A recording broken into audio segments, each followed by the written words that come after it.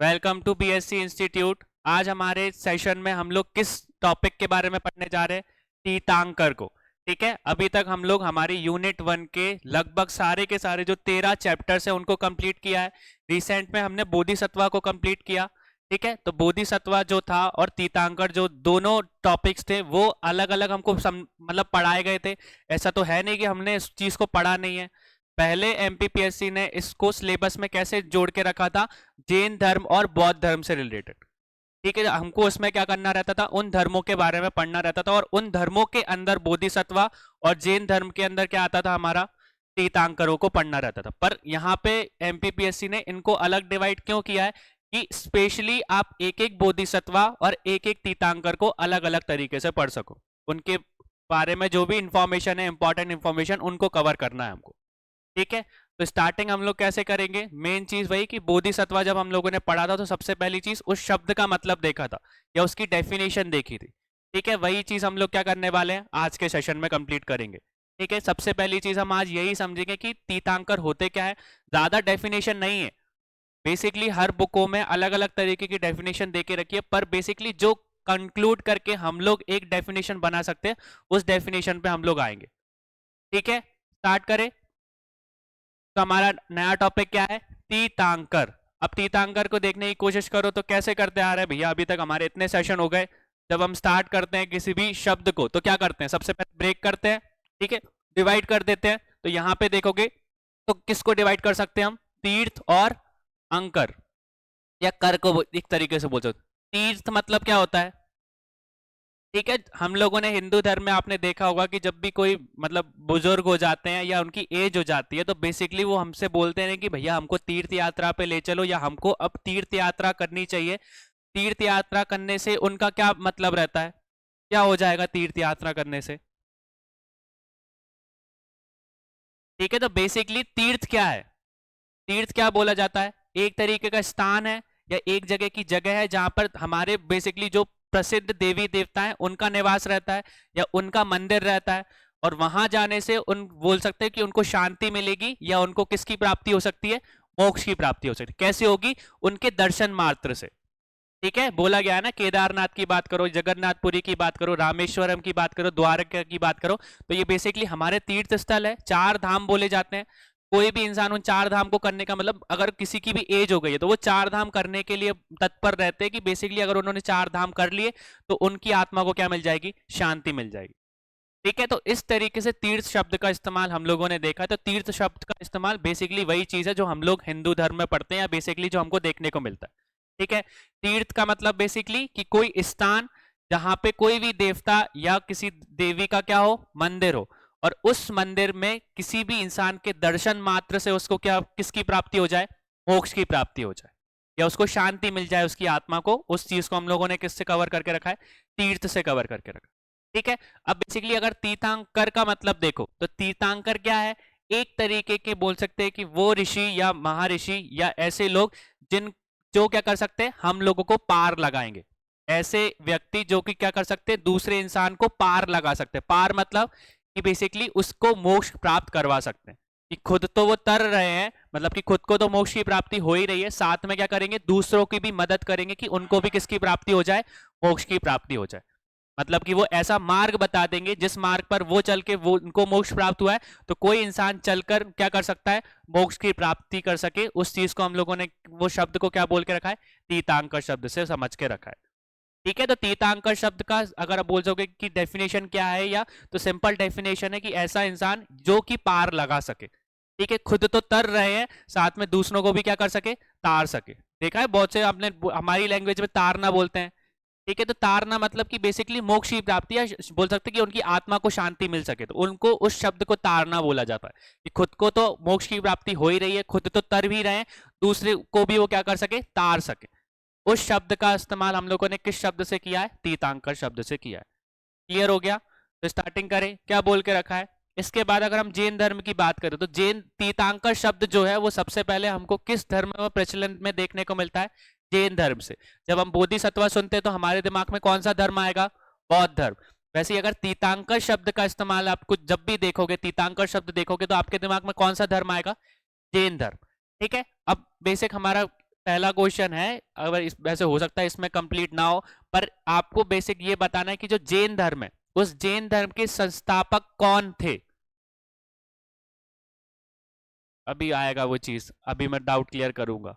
ठीक है, बेसिकली बोला जाता है कि जो जैन धर्म है वो जैन धर्म के फाउंडर कौन थे हमारे, आपके हिसाब से ऋषभ देव है, मैं आगे आंसर करूंगा, ऋषभ देव नहीं है। बेसिकली जब आप जैन धर्म की बात करोगे या जैन धर्म से रिलेटेड चीजों को देखोगे, जैन जो शब्द है ना वो शब्द किसके बाद में इस्तेमाल होना स्टार्ट हुआ था, किस तीर्थंकर के, मतलब तीर्थंकर के बाद हम लोगों ने जैन बोल सकते हैं, जो जैन हम लोग लगाते हैं ना उस चीज का इस्तेमाल हमने देखने को मिला था महावीर स्वामी के टाइम पे।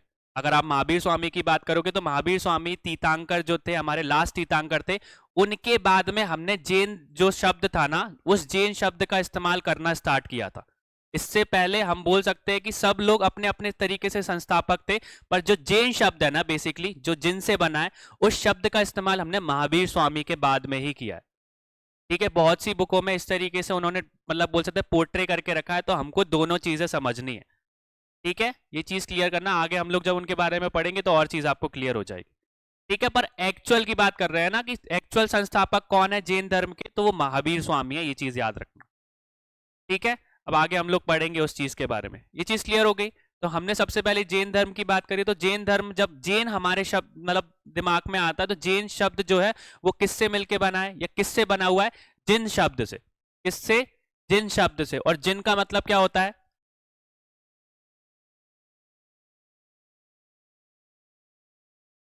कि जिस बोल सकते हैं कि जो जिन शब्द है उसका मतलब है विजेता, मतलब जिसने विजेता प्राप्त कर लियो। किस पे विजेता प्राप्त कर लियो, एक इंसान पे युद्ध में विजेता प्राप्त कर लियो, नहीं, उस इंसान ने अपनी इंद्रियों पे क्या विजेता मतलब पार कर लिया, विजेता जो है वो ले लियो, उस चीज को हम लोग क्या बोलते हैं, जिन शब्द से समझते। ठीक है, तो जैन शब्द जब हम सुनेंगे तो वो किस शब्द से बना है, जिन शब्द से।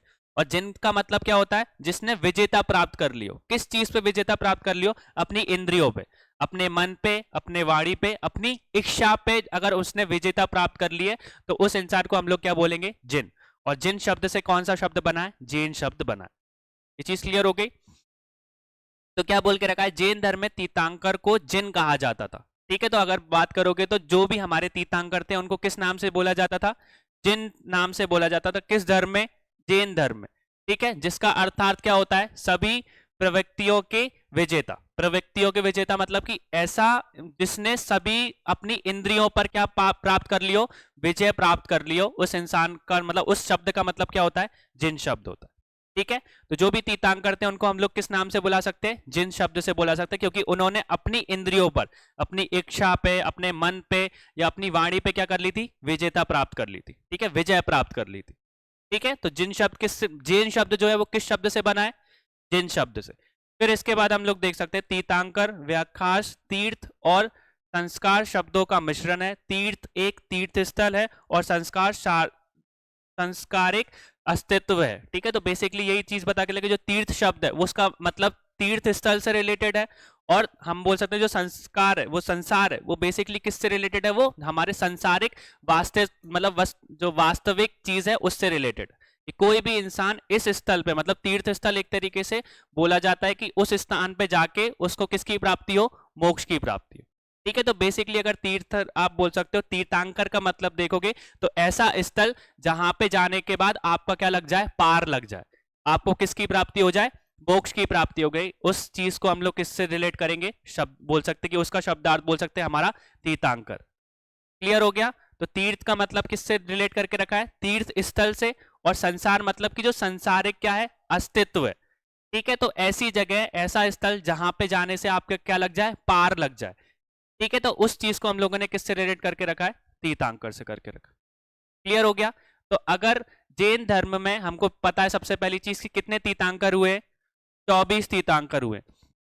अब देखो इनका नंबर है ना बहुत सी जगह चेंज होता रहता है। बेसिकली अगर देखोगे बहुत सी किताबों में ये देख के रखा है कि जैन धर्म में कितने तीर्थंकर है, 24 तीर्थंकर है। ये चीज हमको पता है। 24 तीर्थंकर किस युग के, वर्तमान युग के। ऐसे बोला जाता है कि जो भूत युग हुआ है या भूतकाल था उसमें भी 24 तीर्थंकर हुए, वर्तमान में तो अभी 24 है ही, और भविष्य में भी कितने होंगे, 24 होंगे। तो कितने हो गए, 72 हो गए।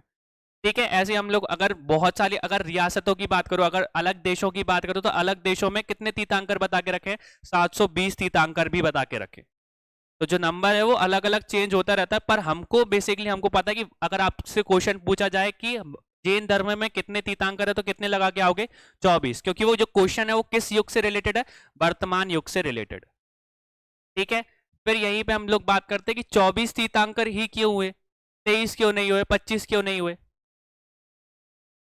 इस चीज के बारे में भी क्वेश्चन आता है। अब मैंने ये चीज भी बताई थी कि बहुत सी जगह पे 24 जो नंबर है वो हमको हर जगह देखने को मिलता है। कैसे? अगर आप देखोगे तो बौद्ध धर्म में मैंने बताया था कि बेसिकली हमको बहुत सारी जगह पे 24 बोधिसत्व के बारे में देखने को मिलता है ना। उनमें से भले मान सकते हैं कि हमने 8 के बारे में पढ़ा, पर मैंने बताया था कि बहुत सारी रियासतों में कितने बोधिसत्व माने गए? 24 बोधिसत्व माने गए। फिर तीर्थंकर की बात करूं तो तीर्थंकर भी कितने हैं? 24 है। और बहुत सी विष्णु पुराण या बहुत सारी हिंदू किताब में विष्णु भगवान के भी कितने अवतार देखने को मिलते हैं हमको? 24 अवतार। उनमें से हम 10 अवतारों को ही मानते हैं ना, पर बहुत सी बुकों में विष्णु भगवान के कितने अवतार माने गए? 24 अवतार। ठीक है। ईसाई धर्म में भी आप देखोगे तो उनके बोल सकते हैं जो मेन गुरुज थे वो भी कितने थे? 24 थे। अभी 24 क्यों इस्तेमाल हो रहा है हर जगह पे? क्या लॉजिक हो सकता है इसके पीछे में? ठीक है। अब बेसिकली देखो, इसके पीछे का कुछ रीजन नहीं है, बस ये बताया गया है हमारे पुराने विद्वानों ने इस तरीके से कि हमारा जो युग है उस युग में हमको कितने योग देखने को मिलते हैं? 24 योग देखने को मिलते हैं। उस 24 योग में हर एक योग में क्या हुआ है? हर एक तीर्थंकर, हर एक विष्णु अवतार या हर एक बोधिसत्व पैदा, मतलब उस टाइम पे उन्होंने जन्म लिया। ठीक है। तो ऐसे हमारे पूरे युग की बात करें तो इस युग में कितने योग माने गए हैं? ऐसे 24 ही योग माने गए हैं कि जिनमें कोई बोधिसत्व या बोल सकते तीर्थंकर, मतलब बोल सकते जन्म ले सकते। ठीक है। 25 योग भी नहीं है, 25 योग भी नहीं है, 23 योग भी नहीं है। टोटल कितने योग हैं? 24 योग हैं। बेसिकली बताया गया ना कि बताया गया है कि हमारे जो विष्णु भगवान है उनका आखिरी अवतार कल की अवतार होगा। और बता के रखा है कि एक डेट भी उन्होंने डिफाइन करके रखी थी, इसी युग में, इस योग में होगा। ये योग डिसाइडेड है ना कि उस टाइम पे ये सिचुएशन पैदा होगी या इस ये वाली मतलब कंडीशन होगी। उस कंडीशन जब वो योग बनेगा उस योग में किसका जन्म होगा? विष्णु अवतार के लास्ट अवतार जो बोल सकते हैं कल की अवतार का जन्म होगा। ये चीज बताई गई है ना। तो हमारे पूरा का पूरा अगर किसकी बात करो, युग की बात करूं, उस युग में कितने योग है? युग और अलग चीज है भैया, मैं बात कर रहा हूं पूरी की पूरी हमारा ये वाला युग है ना, इस युग में कितने योग है? 24 योग माने गए, जिसमें कोई तीर्थंकर या बोल सकते विष्णु भगवान का वो अवतार क्या होगा? जन्म लेगा। ठीक है। तो इसलिए हमको कितने तीर्थंकर देखने को मिलते हैं? 24 तीर्थंकर देखने को मिलते हैं। ठीक है। तो ये चीज बता दोगे आप, तो आप हर धर्म से आप चीजें बता सकते हो कि आपसे कोई पूछ ले कि 24 तीर्थंकर ही क्यों हुए थे, तो आपको पता होना चाहिए कि ये हमारा जो युग चल रहा है उस युग में कितने योग बने हुए हैं? अभी तक 24 योग बने गए हैं। जब जिस योग में क्या हो सके, योग में कि बेसिकली कोई भी तीर्थंकर पैदा हुआ है, इसलिए 24 योग पूरे के पूरे, इसलिए कितने तीर्थंकर हमको देखने को मिलते हैं? 24 योग। ठीक है। ये चीज क्लियर हो गई। फिर इसके बाद हमको क्या बोल के रखा है? जैन धर्म में कितने तीर्थंकर है? 24 तीर्थंकर हुए। तीर्थंकर का अर्थ है जो तारे या तारने वाला। ठीक है। तो जो खुद तो तर रहा है और दूसरों को भी तारने में क्या करे? मदद करे, उस इंसान को क्या बोला गया है? तीर्थंकर बोला गया। तीर्थंकर को अरिहंत कहा जाता है। मूलतः एक शब्द अरहत पद से संबंधित है। अब देखो, अरिहंत का मतलब समझा है? अरिहंत क्या होता है जैन धर्म में? अरिहंत और तीर्थंकर में क्या रिलेशन है? बेसिकली देखो, सिंपल सी लैंग्वेज में कि हमारे बोल सकते जैन धर्म में क्या हुआ है? बहुत सारे पूजनीय हुए हैं, बहुत सारे विद्वान हुए हैं, या पूजनीय जो भी है ना, उन सबको वो लोग क्या बोलते हैं? अरिहंत बोलते हैं। ठीक है। और उन्हीं अरिहंतों में से जो श्रेष्ठ रहे हैं ना, वही 24 आगे जाके क्या बन गए? तीर्थंकर बन गए। ठीक है। तो सिंपल सी डेफिनेशन है, कोई आपसे तीर्थंक अरिहंत बोले तो अरिहंत क्या होता है? जो भी जैन धर्म में जितने भी पूजनीय हुए हैं ना, जो भी बोल सकते हैं सभी की सभी, जो भी बोल सकते हैं ऋषि मुनि हुए हैं, बहुत से जिन वगैरह हुए हैं, उनको वो लोग क्या बोलते हैं? अरिहंत बोलते हैं। ठीक है। जैन धर्म में जितने भी पूजनीय लोग हुए हैं उनको वो अरिहंत बोलते हैं। और उन्हीं अरिहंतों में से जो श्रेष्ठ थे वो आगे जाके क्या बन गए? तीर्थंकर बन गए। तो ऐसे 24 तीर्थंकर हमको देखने को मिलते हैं। ये चीज क्लियर हो गई। अरिहंत में और तीर्थंकर में मतलब समझ में आ गया। जितने भी जैन धर्म में जितने भी पूजनीय है, जितने भी इंपॉर्टेंट फैक्ट हमको देखने को मिलते हैं ऋषि मुनि, उनको वो अरिहंत बोलते हैं। और उन्हीं अरिहंतों में से मतलब 24 लोग क्या बने? तीर्थंकर बने। ठीक है। जो श्रेष्ठ थे। ठीक है। श्रेष्ठ जो अरिहंत थे उनको हम लोग क्या बोलते हैं? तीर्थंकर बोलते थे। इस तरीके का क्वेश्चन फ्रेम होके आ सकता है। ठीक है, श्रेष्ठ अरिहंतों को जैन धर्म में क्या बोला जाता है, तो क्या बोला जाता है, तीर्थंकर बोला जाता है। और टोटल हमारे कितने तीर्थंकर है, 24 तीर्थंकर। क्लियर हो गया। और जैन धर्म का मैं अगर तीर्थंकर का मतलब देखो तो तीर्थंकर का मतलब क्या बोल के रखा है, तारने वाला, या बोल सकते कि जो तारे, कि जो खुद तो तर ही रहा है और साथ में दूसरों को भी मदद करे, किसने में, तारने में, कि मतलब खुद को मोक्ष की प्राप्ति तो हो ही रही है, दूसरों को भी बताए कि मोक्ष की प्राप्ति किस मार्ग के थ्रू हो सकती है। ये चीज क्लियर हो गई। तो मेन चीज हमने तीर्थंकर का शब्द का मतलब देख लिया। फिर तीर्थंकर जो शब्द है वो जैन धर्म से रिलेटेड है, और जो जैन शब्द है वो किस शब्द से आया है, जिन शब्द से। और जिन शब्द का मतलब क्या होता है, विजय प्राप्त करना। किस चीज पे विजय प्राप्त करना, इंद्रियों पे। ठीक है, अपने मन पर, अपनी वाणी पर, अपनी इच्छा पे अगर किसी इंसान ने विजेता प्राप्त कर लिए तो उस इंसान को हम लोग क्या बोलेंगे, जिन बोलेंगे। ठीक है, ये चीज क्लियर हो गई। अरिहंत का अर्थ होता है जिसने अपने भीतर के शत्रुओं पर विजय पा ली है, ऐसा व्यक्ति जिसने केवल्य ज्ञान को प्राप्त कर लिया। अरिहंत का अर्थ भगवान से भी होता है। ठीक है, तो उस चीज के बारे में बता के रखा है कि अरिहंत का मतलब क्या है, जिसने अपने भीतर के शत्रु मतलब कि इंद्रियों पे क्या कर लियो, विजय प्राप्त कर लियो, इस इंसान को हम लोगों ने क्या बोल के रखा है, अरिहंत बोल के रखा है। ठीक है, और ऐसा व्यक्ति जिसने केवल्य ज्ञान का प्राप्त कर लिया हो, अरिहंत का अर्थ भगवान भी होता है। तो बेसिकली मतलब बहुत सारे अरिहंत हुए, पर उन्हीं अरिहंतों में से जो श्रेष्ठ थे वो आगे जाके क्या बने, हमारे तीर्थंकर बने। क्लियर हो गया। तो हमारे धर्म में जैसे देवी देवता हैं, वैसे ही जैन धर्म में वो तीर्थंकरों को अपना भगवान मानते हैं। ठीक है, जो श्रेष्ठ हैं, हर अरिहंत के बारे में पूछा जाता है, पर उन अरिहंतों में से जो श्रेष्ठ रहे हैं ना 24, उन्हीं की हम बोल सकते हैं कि ज्यादा पूजा, या ज्यादातर हमको उनको स्टैचूज देखने को मिलते हैं, जो मूर्ति पूजा करते हैं ना वो लोग। तो हर मंदिर में आप देखोगे तो अलग अलग तरीके के आप बोल सकते हो कि तीर्थंकरों को विराजित करके रखा है, उनकी पूजा की जाती है। ठीक है, तो हम देखोगे तो सुभाषगंज में जो मंदिर है उसमें अलग तीर्थंकर है, शांतिनाथ मंदिर में अलग है, गांव का मंदिर जो है वो अलग है, पारसनाथ भगवान का अलग है। तो ये अलग अलग तीर्थंकरों की पूजा की जाती है। ठीक है, ये चीज क्लियर हो गई। अब यहाँ पे देखो, तीर्थंकर वह व्यक्ति होता है जिसने संसार को पार कर लिया और केवल ज्ञान तक पहुंचने के लिए अपने वास्तविक सार का एहसास किया। ठीक है, तो ये डेफिनेशन हमको देके रखिए। एक तीर्थंकर मोक्ष या मुक्ति का मार्ग प्राप्त करने की शिक्षा देता है। तो बेसिकली ये चीज बताती है कि खुद को तो मोक्ष की प्राप्ति होने वाली, मतलब खुद को तो आत्मज्ञान हो गया है, खुद को केवल्य प्राप्त हो गया है, पर वो क्या करेगा, मुक्ति का मार्ग भी की जो शिक्षा है वो भी किसको देगा, लोगों तक पहुंचाएगा या लोगों को बताएगा। उसी इंसान को हम लोग क्या बोलेंगे, तीर्थंकर बोलेंगे। ठीक है, जैसे बोधिसत्व हम लोगों ने देखा था, तो बोधिसत्व कौन थे, जो एक स्टेप पीछे है या एक कदम की दूरी पे है, किसको प्राप्त करने के लिए, मोक्ष को प्राप्त करने के लिए। पर उन्होंने बोधिसत्व जैसे बोल सकते एक स्टेज पे होल्ड करके रखा है अपने आप को, कि जो ज्ञान आत्मज्ञान उनको प्राप्त हुआ है वही क्या कर सके, लोगों को दे सके। वही तीर्थंकर है।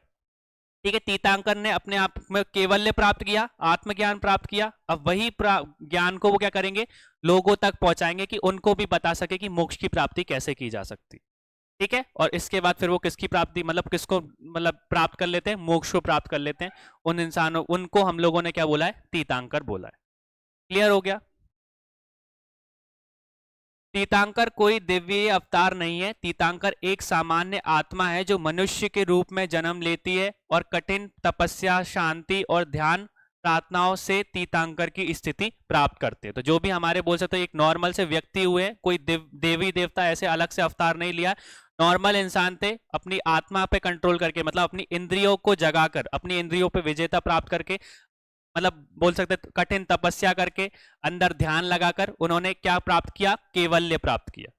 ठीक है, और इसके बाद वो क्या बने, तीर्थंकर, फिर अरिहंत बने, और अरिहंत से क्या बने, वो तीर्थंकर बने।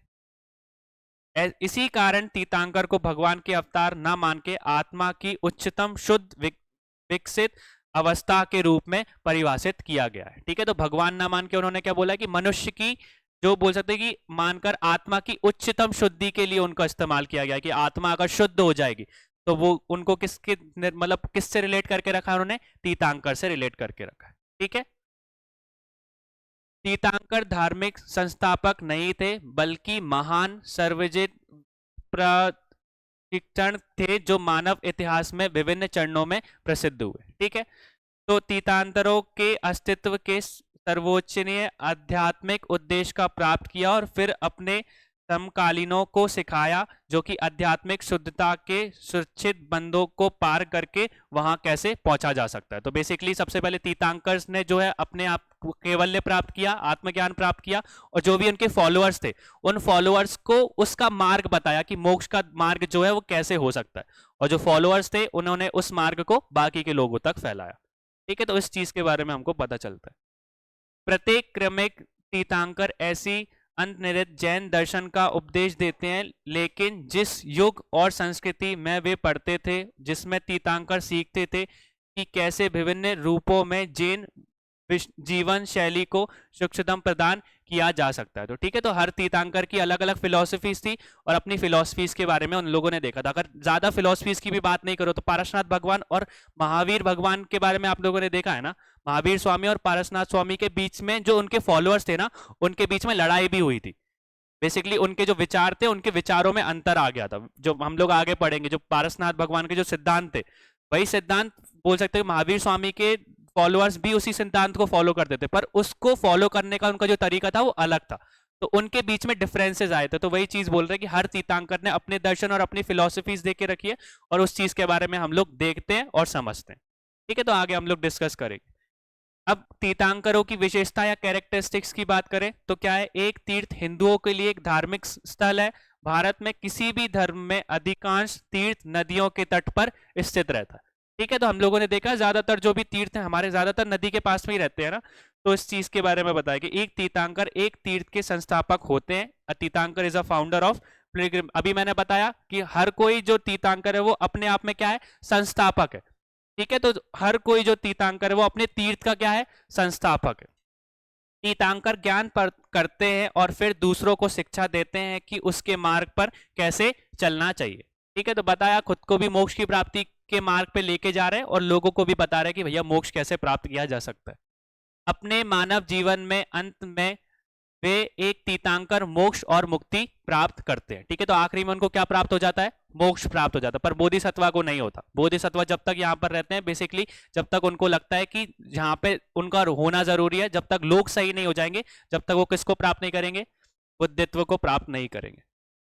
जैन मान्यता में तीर्थंकर सर्वोच्च प्राणी हैं जिन्होंने जन्म और मृत्यु के चक्र से मुक्ति प्राप्त करके परम शाश्वत सुख प्राप्त किया है। ठीक है, तो वो जो जीवन मरण का जो चक्र है उस सबसे क्या हो गए, मुक्त हो गए। ठीक है, तीर्थंकर दूसरों को धर्म, मानव जीवन के मूल और दाक्षता से मुक्त होने, निर्वाण या मुक्ति प्राप्त करने पर उपदेश देकर मुक्ति का मार्ग दिखाते हैं। तो पहली बात तो वो खुद कैवल्य प्राप्त करेंगे, आत्मज्ञान प्राप्त करेंगे, वही ज्ञान को लोगों तक बांटेंगे और फिर इसके बाद उनको किसकी प्राप्ति हो जाएगी, मोक्ष की प्राप्ति हो जाएगी।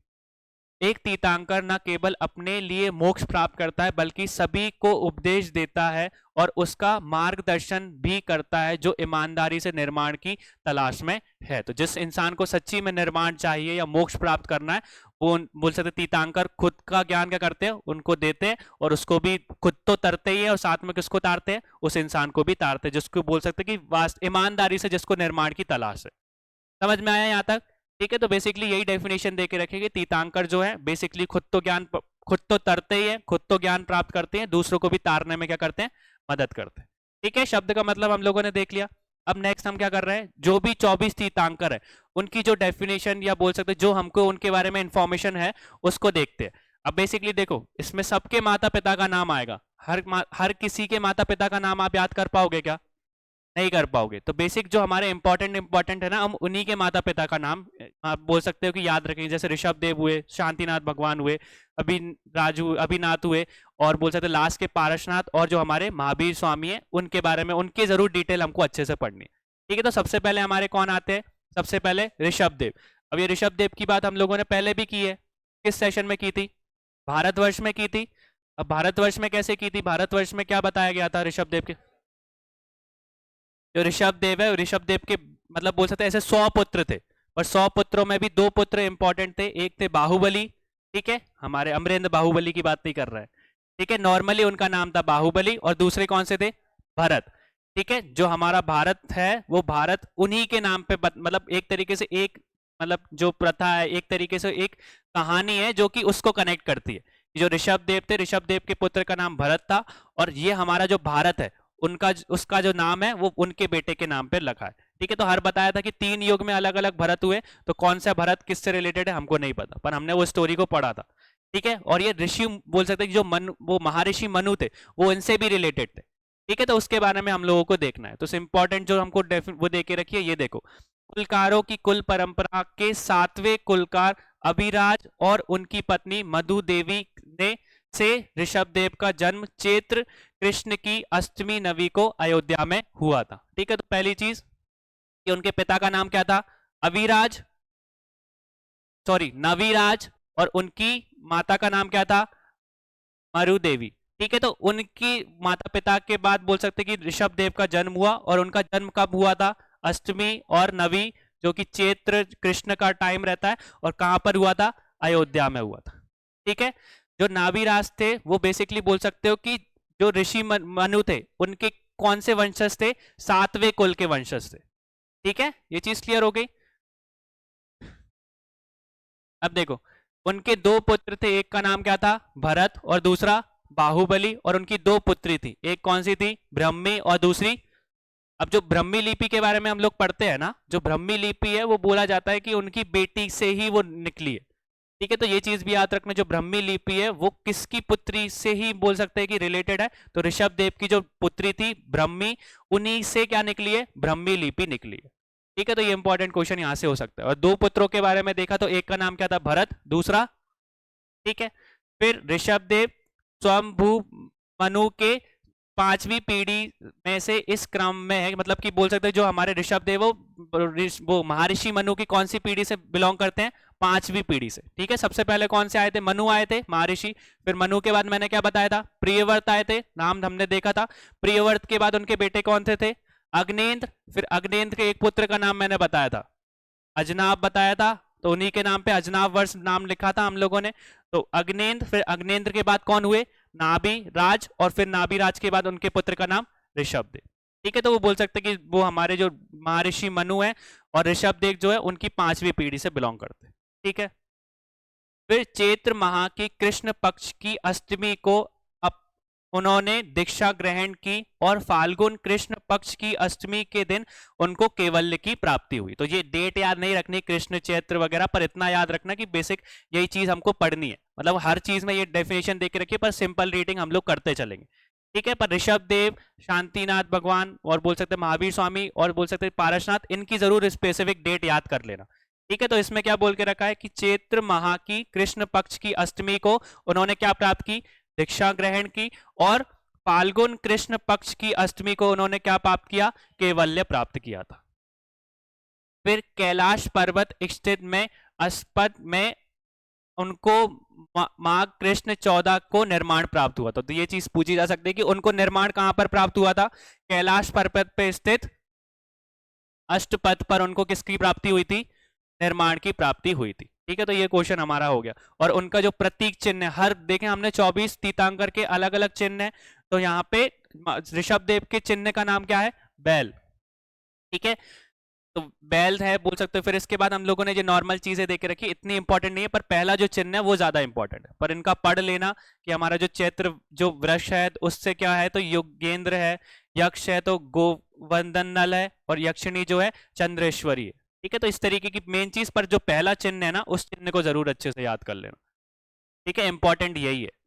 ठीक है, एक बार इसको रीडिंग के लिए हमको रख सकते हैं कि ये चीज पूछी जा सकती है, पर बहुत कम रेयर चांसेस है इतना ज्यादा पूछा जाए। पर प्रतीक चिन्ह जो है वो हमको सब तीर्थंकर का लगभग बोल सकते हैं कि इंपॉर्टेंटली हमको याद रखना पड़ेगा। क्लियर हो गया, ये चीज क्लियर हुई सबको।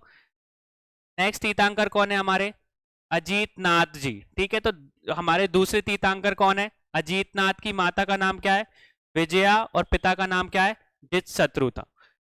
इनका जन्म माघ शुल्क पक्ष की दशमी को कहां पर हुआ था, अयोध्या में हुआ था।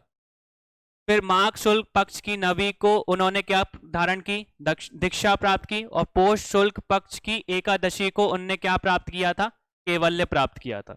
चैत्र शुल्क की 5वीं को उन्होंने संवेद शिखर पर निर्माण प्राप्त किया था। अब यहाँ पे बात आ जाएगी कि इन्होंने जो निर्माण था वो कहां पर प्राप्त हुआ था।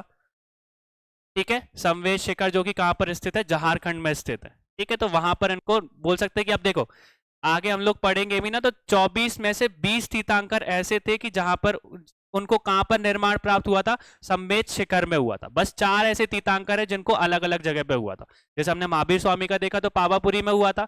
अब ऋषभ देव का हमने दूसरा देख लिया कि वो कहां पर हुआ था हमारे, ठीक है, कैलाश पर्वत पे हुआ था। और 2 और है जिनको अलग जगह पे हुआ था। बाकी के 20 जो तीर्थंकर है उनको जो निर्माण है वो कौन से शिखर पे हुआ था? सम्मेद शिखर पे हुआ था। ठीक है, तो ये चीज याद रखना। फिर उनका चिन्ह प्रतीक क्या है? गज है, जिसको हाथी के नाम से देखा जाता है। ठीक है, तो बाकी की एक बार इंफॉर्मेशन देख लेना। नेक्स्ट क्या है हमारे? संभवनाथ जी। तो ये कौन से तीर्थंकर है? तीसरे तीर्थंकर है। इनकी माता का नाम क्या है? सुसैना। और पिता का नाम क्या है? हितारी। फिर संभवनाथ जी का जन्म माघ शीर्ष की चतुर्दशी को सवस्ती में हुआ था। तो सबसे पहली चीज, इनका जन्म कहां पर हुआ था? ठीक है, तो ये हमारे को याद रखना है बेसिक। क्लियर हो गया? जो बोल सकता हूँ कि जो इंपॉर्टेंट इंफॉर्मेशन है ना, ये अपने नोट्स में लिखना, बाकी के माता पिता का नाम मत लिखना। जो इंपॉर्टेंट इंफॉर्मेशन दिख रही है इसके बाद में और भी दूंगा अलग से, उस चीज को बस लिखना। ठीक है, माता पिता का जो इंपॉर्टेंट है उन्हीं को याद रखना। मार्गशीर्ष की शुक्ल पक्ष की पूर्णिमा के दिन उनको दीक्षा धारण हुई। फिर कठोर तपस्या के बाद कठिन कृष्ण की पंचमी को उन्होंने केवल्य ज्ञान की प्राप्ति की थी। फिर चैत्र शुल्क पक्ष की 5वीं को उनको जो निर्माण था वो कहां पर प्राप्त हुआ? सम्मेद शिखर में प्राप्त हुआ। क्लियर हो गया?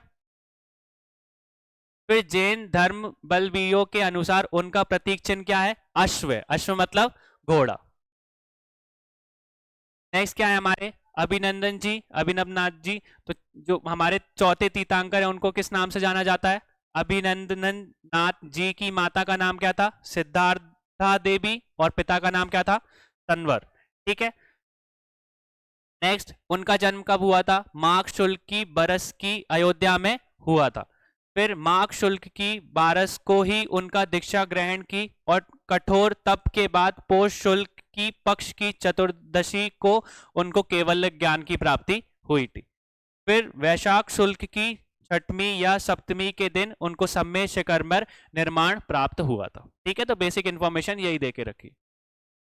फिर के अनुसार इनका जो बोल सकते चिन्ह क्या है? बंदर है। ठीक है, मंकी है। फिर नेक्स्ट हमारे कौन से हमारे? सुमतिनाथ जी। तो जो 5वें तीर्थंकर है उनको हम लोग किस नाम से जानते हैं? सुमतिनाथ जी के पिता का नाम क्या था? मेघदत्त और या मेघप्रभ। और माता का नाम क्या था? सुगंबला। वैशाख शुल्क की अष्टमी को संकेतपुरी अयोध्या में उनका क्या हुआ था? जन्म हुआ था। फिर कुछ विद्वानों के अनुसार उनका जन्म चैत्र शुल्क की एकादशी को हुआ था। वैशाख शुल्क की नबी के दिन उनको दीक्षा प्राप्त हुई और चैत्र शुल्क पक्ष की एकादशी को उनको क्या किसकी प्राप्ति हुई? केवल्य ज्ञान की प्राप्ति हुई। फिर चैत्र शुल्क की एकादशी को उनको निर्माण कहां पर प्राप्त हुआ? सम्मेद शिखर में प्राप्त हुआ। और फिर उनके मतलब जैन अंबलियों के अनुसार उनका प्रतीक चिन्ह क्या था? चकवा था। ठीक है, जो चक्र रहता है उसका हम सिर बोल सकते हो। नेक्स्ट कौन से हमारे? प्रदम प्रभु सी। तो प्रदम जो प्रभु जी है वो कौन से तीर्थंकर है हमारे? 6वें तीर्थंकर है। उनके पिता का नाम क्या था? ग्रहणराज। और माता का नाम क्या था? सुषिमा देवी। कार्तिक कृष्ण पक्ष की द्वादशी को उनका क्या हुआ था? जन्म कहां पर हुआ? कौशंबी में हुआ था। कौशंबी की वत्स में उनका जन्म हुआ था। ठीक है, तो अभी तक अयोध्या चल रहा था, यहाँ पे क्या आ जाएगा? कौशंबी। फिर कार्तिक कृष्ण पक्ष की द्वादशी को उन्होंने अपनी दीक्षा प्राप्त की और चैत्र शुल्क पक्ष की पूर्णिमा के दिन उनको किसका प्राप्ति हुई? केवल्य ज्ञान की प्राप्ति हुई। फिर फाल्गुन कृष्ण पक्ष की 14 को उन्होंने सम्मेद शिखर पर निर्माण प्राप्त किया। तो वही चीज बोल रहा हूँ, सब 24 में से 20 को किस जगह पे मतलब निर्माण प्राप्त हुआ था? सम्मेद शिखर झारखंड में। जैन के मतलब जैन धर्मों के अनुसार उनका प्रतीक चिन्ह क्या है? कमल है। ठीक है, तो लोटस उनका कमल चिन्ह बोला जाता है। नेक्स्ट क्या हमारे? सुपर्शन नाथ जी। तो 7वें तीर्थंकर का नाम क्या है? पिता का नाम क्या है? प्रतिशत सेन। और माता का नाम क्या है? पृथ्वी देवी। उनका जन्म वाराणसी में श्रेष्ठ शुल्क पक्ष की 12 में हुआ था। तो उनका जन्म कहां पर हुआ हमारा? ठीक है, बनारस में हुआ। तो श्रेष्ठ शुल्क पक्ष की द्वादशी को अपनी दीक्षा ग्रहण की और तथा फाल्गुन कृष्ण पक्ष की 7वीं को अपना केवल्य ज्ञान प्राप्त किया था। फाल्गुन कृष्ण पक्ष की 7वीं के दिन उनको सम्मेद शिखर पर क्या प्राप्त हुआ? निर्माण प्राप्त हुआ।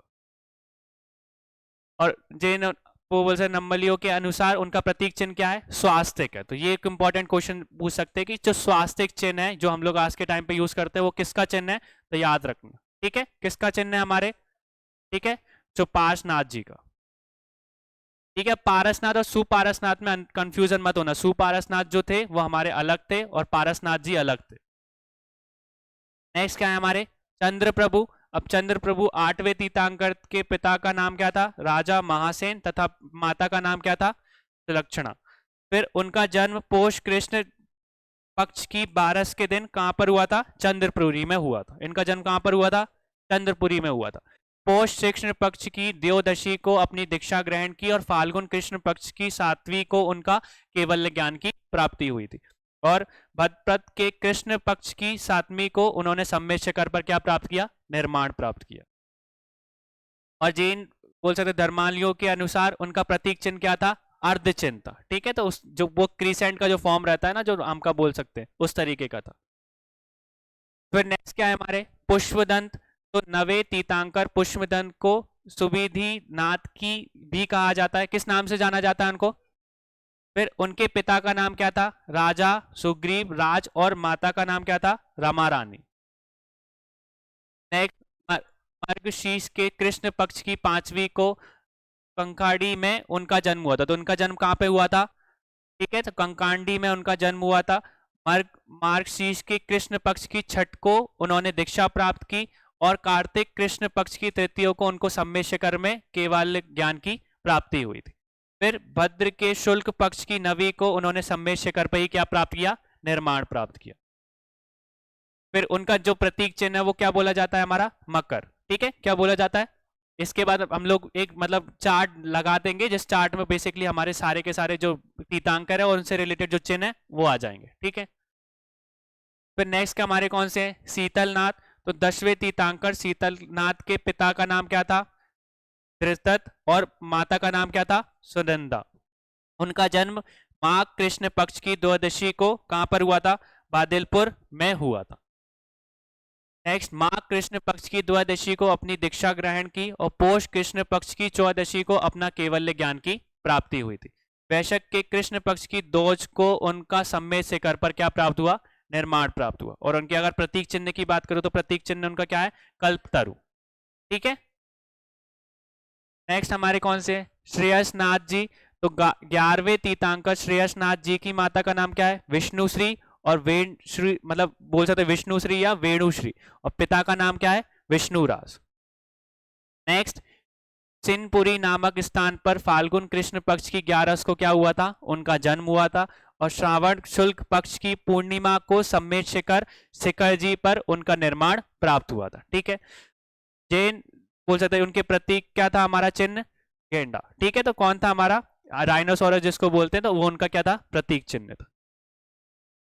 नेक्स्ट हमारे कौन से हैं, वाशुपूज्य। तो वाशुपूज्य हमारे कौन से तीर्थंकर है, 12वें तीर्थंकर है। उनके बोल सकते वाशुपूज्य प्रभु के पिता का नाम क्या था, वाशुपूज्य, और माता का नाम क्या था, जय देवी। उनका जन्म फाल्गुन कृष्ण पक्ष की 12 को चंपापुरी में हुआ था। तो अब बेसिकली यहाँ पे क्या आया, फिर फाल्गुन कृष्ण पक्ष की अमावस्या को उनने दीक्षा ग्रहण की और मेघ द्विज को केवल्य ज्ञान की प्राप्ति हुई थी। और पाषाण के शुल्क पक्ष की 14 को चंपा में उनको निर्माण प्राप्त हुआ था। अब यहाँ पे ये चेंज हो गया, अभी तक हम लोग क्या पढ़ते थे, शिखर जी में सबको निर्माण प्राप्त हुआ था। अब नेक्स्ट हमारे जो वो से वशु पूज्य हैं, वो उनका जो निर्माण है वो कहां पर हुआ था, चंपापुरी में। ठीक है, बाकी हमारा फिर आप बोल सकते चंपा जो प्रतीक है उनके प्रतीक का नाम क्या है, भैंसा। ठीक है, जो बफेलो है वो उनका क्या है, प्रतीक चिन्ह। नेक्स्ट हमारे क्या है, हमारे जो 12 बच्चे हैं वो हम लोग कल पढ़ेंगे, वैसे ही बहुत ज्यादा हेक्टिक हो गया, तो इसको बस बेसिक देखो, बेसिक इन्फॉर्मेशन हम लोगों को क्या याद रखनी है कि वो उनसे रिलेटेड कोई इंपॉर्टेंट डेवलपमेंट है कि नहीं। ठीक है, बेसिक इन्फॉर्मेशन हमको बाकी की यही मिलती है। लास्ट क्लास के जो है वो जरूर हमको पढ़ने पड़ेंगे थोड़े से, महावीर स्वामी के बारे में और पारसनाथ भगवान के बारे में, क्योंकि 24 की 24 हम लोग डिटेल में पढ़ सके इतना टाइम भी नहीं है और इतना ज्यादा डीप में पूछा नहीं जाता। ठीक है, बेसिक जो इन्फॉर्मेशन है वो इन्फॉर्मेशन मैं आपको कल इन्हीं से रिलेटेड और इन्फॉर्मेशन निकाल के दे दूंगा। ठीक है, तो अभी तक जो है बेसिकली आपको तीर्थंकर का मतलब समझ में आएगा। ऋषभ देव के बारे में आप लोग पढ़ना उस चीज के बारे में, और बाकी के जो हमने 12 पढ़े हैं उनको एक बार रिवाइज कर लेना। ठीक है, 12 के हम लोग उनको सही से रिवाइज करेंगे, बाकी की 12 देखेंगे, और 12 के साथ कुछ और डेवलपमेंट जो लास्ट में हमको ज्यादातर देखने को मिलते हैं, पारसनाथ भगवान के बारे में इनकी इंफॉर्मेशन ज्यादा मिलती है, उस चीज को हम लोग डिस्कस करेंगे। ठीक है,